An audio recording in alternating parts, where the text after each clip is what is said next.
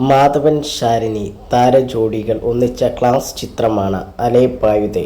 25 വർഷമാകുന്നു cinema release ചെയ്തിട്ട്. Indian സിനിമയിലെ ഏറ്റവും നല്ല റൊമാൻറ്റിക് ചിത്രങ്ങളിൽ ഒന്നായാണ് ഇന്നും അലൈപായുതു പ്രേക്ഷകരുടെ മനസ്സിൽ. മണിരത്നം സംവിധാനം ചെയ്ത ഈ സിനിമ മാത്രമല്ല, ചിത്രത്തിലെ എല്ലാ പാട്ടുകളും സീനുകളും ഇന്നും പ്രേക്ഷകർക്കിടയിൽ വൈറലാണ്.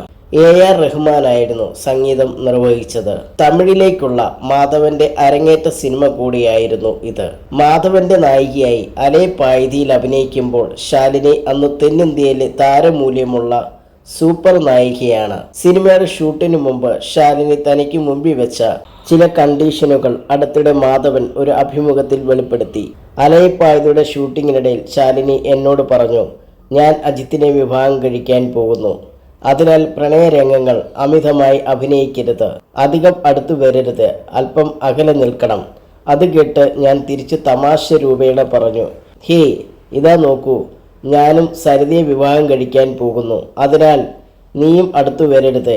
പക്ഷെ ശാലിനി പറഞ്ഞത് യഥാർത്ഥത്തിൽ അവളുടെ ഹൃദയത്തിൽ നിന്നും വന്നതായിരുന്നു എന്നാണ് മാധവൻ പറഞ്ഞത്.